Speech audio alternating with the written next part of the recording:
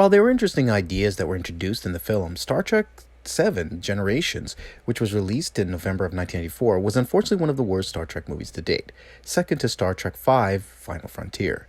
Though we admit the Final Frontier is a better popcorn movie, be sure to look at our fix on the movie in the link below. While a standalone TNG movie would have been better in this fix, we present Generations into a watchable movie and omit most of what that movie was all about. Unfortunately, Bones won't be in it due to the actor's health at the time, since they would have been disqualified from getting insurance on the set. Just to be a bit realistic, of course, and the rest of the cast agreed to one last movie, though let's be honest, The Undiscovered Country is one of the greatest send-offs in film history. We begin with the first voyage of the Enterprise B, captained by John Harriman. Kirk, Chekhov, and Uhura are invited to see it off. Kirk was promoted to Admiral again, which he didn't like. Sulu is on the Excelsior as captain and is there to observe. Kirk does briefly mention that Bones is too busy with retirement. There is no media crew, and Kirk is excited to see the new Enterprise and does get envious much like in the first film. The Enterprise launches with the Excelsior behind it, and they head on out till a distress signal is called on a planet being attacked by an unknown vessel. We learn that the ship is captained by Rojan of the Kelvin Empire. The Kelvins originate from another galaxy, and we were introduced to their species in the TOS episode By Any Other Name. Last we saw them, they were marooned on a planet to live out their life in human form and like humans. And because Rojan had become more human, he also took on the bad and good. And this time he took on a band of followers and created a technologically advanced ship. Glinda is also with him, and Kirk remembers her well. Rojan believes the Kelvins on his home world will accept him again if he conquers the Federation for the glory of the Kelvin Empire. Kirk tries to convince them otherwise, but Rojan shows the awesome power of his ship, completely demolishing some cities on the planet below. Kirk decides to fight back with Sulu's help. Unfortunately, they're no match for the ship. Excelsior is badly damaged, and Sulu and his crew are assisted by the Enterprise. The Enterprise B is partly damaged itself until the Excelsior blows up in a strange way that the Enterprise B and even Rojan's ship gets sucked into what appears to be a space-time anomaly. We fast forward to the 24th century, and Picard and his team are investigating a star formation, till a strange anomaly appears before them. It would seem there are traces of a ship that did come out. Some debris shows up, and it was the Excelsior. Suddenly, the Enterprise B appears out of nowhere. Picard is in shock. He remembers that the Enterprise B had disappeared after an attack on a planet by an unidentified ship, which was never seen again. Picard saves both the Enterprise B and Excelsior crew members, and he gets to meet Kirk for the first time. Kirk warns Picard about Rojan and the Kelvins. Picard was unaware that the Kelvins had rebelled against the Federation. Suddenly, a small ship appears, and it's Spock, who was last working with the Romulans on reunification in the 24th century. And with him is Scotty, who was last seen retired in TNG. Spock meets with Picard again and actually hugs Kirk and quickly retracts as he controls his emotions. Kirk is happy to see him again. Spock says that he anticipated Kirk to one day return when he remembered the Enterprise B had vanished and had made some calculations expecting him to return around this time. Many of the TOS crew meet with the TNG crew, and we see some interactions between them.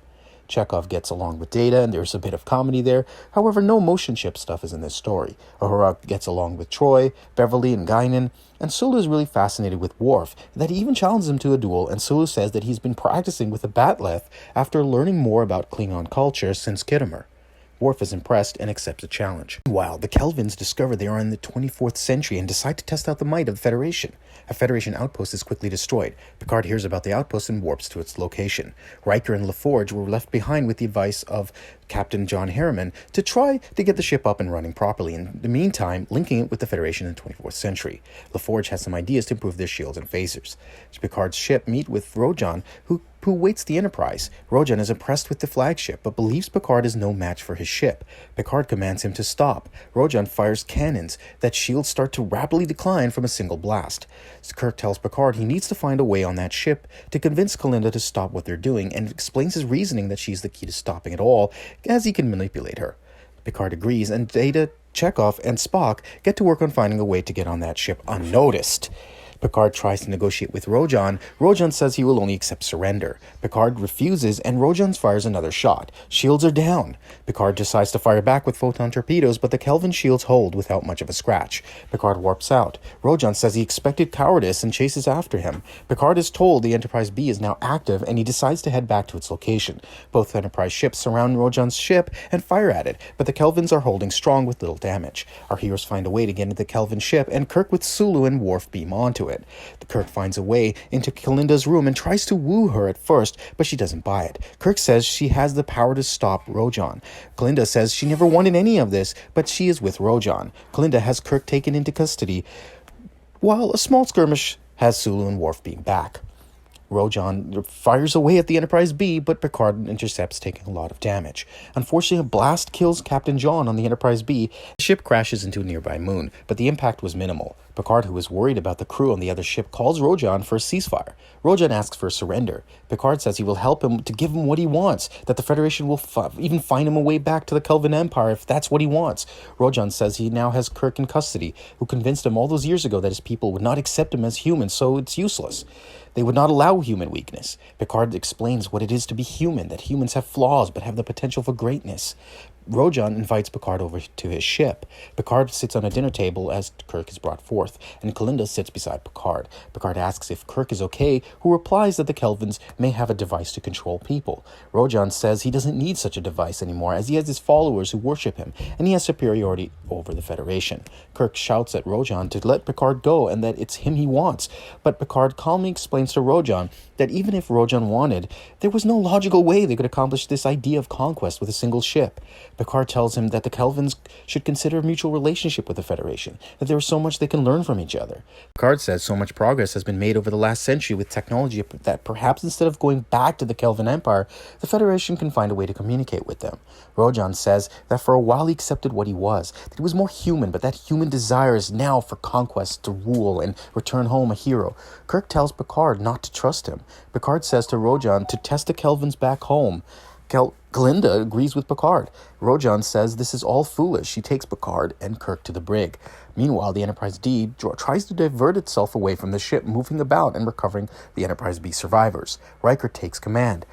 Picard and Kirk share a moment. Kirk tells Picard never to give up that captain's chair even in old age. That Kirk once got his captain's chair, but he was forced into becoming an admiral again. Something he wished he could have fought tooth and nail against it, but he was getting too old for all of this. Picard says he has much admiration for Kirk and all that he's done, but they must find a way out of here and stop Rojan. Kalinda shows up and starts talking to Picard and Kirk. She says she desires to go home, but she also desires something else. She loved Rojan, but also has learned to begin to hate him. She doesn't like what he's becoming. Kalinda decides to help them escape back to the Enterprise. Rojan is furious when he learns of the escape, firing multiple cannons on the Enterprise D that it becomes motionless and disabled. Kirk is on the bridge of the Enterprise along with Picard. The crew is hurt. Picard tries to get the ship back up and running. The view screen works, and Rojan tells Picard to watch the power of the Kelvin Empire. Rojan warps out, and as Picard tries to get repairs underway, a Romulan warbird suddenly appears uncloaked. Picard is now afraid, but we find out Spock is the one who requested its help, and that it's a friend, the same ship that helped Spock return to the Federation. Kirk is appalled. Picard says they cannot be trusted, but Spock says he has his confidence and has a mind meld with the commander, so he cannot be treacherous. The warbird offers assistance to the Enterprise. Unfortunately, Rojan reaches Earth and breaks through its defenses. The view screen is on, and Rojan blasts Picard's childhood estate into ruins. Picard shouts in tears, realizing he now lost his brother and his family, the last of the Picards. Kirk, who sees Kalinda beside Rojan, begs her for help, even though Rojan ignores him. The Enterprise is back online. Picard demands maximum warp, even though it's too risky. Picard asks the Romulan commander to help, and though he says he wouldn't interfere in Federation affairs, he will do this one favor to show that the Romulans aren't the monsters they think they are. They manage to take maximum warp to Sector 001, and as Rojan fights off two other Federation scout ships at ease, the Romulan warbird appears, and their Enterprise fires all weapons at Rojan's ship. The warbird, however, is destroyed, and as Rojan was ready to lay waste on the Enterprise, Kalinda, who's had enough of the destruction, kills Rojan and takes control of the ship. Kalinda is in shock for what she did, but tells Picard that she just wants to return home, and though she doesn't believe there is a possibility, she is taking the ship home anyway, with the message that it was the Federation who helped her people come home. Kirk tells Picard that he's had fun, but he's going to go to Kalinda and take her home. Spock says he will not live to see Kelvin. Kirk says he knows, but someone must do it, and that there are non-Kelvins aboard that ship. One way or another, the Federation will reach the Andromeda Galaxy, and Kirk wants to make sure to go where no man has gone before. Picard accepts it. Spock and the rest of the TNG and TOS crew say their farewell to Kirk and the Kelvins as they warp out. Spock returns to Romulus with Scotty. The rest of the TOS crew decide to go retire in the 24th century to ensure they don't change the past. What did you think of this fix? Would it have been better? Comment, like, subscribe, and thank you for watching In the Plot.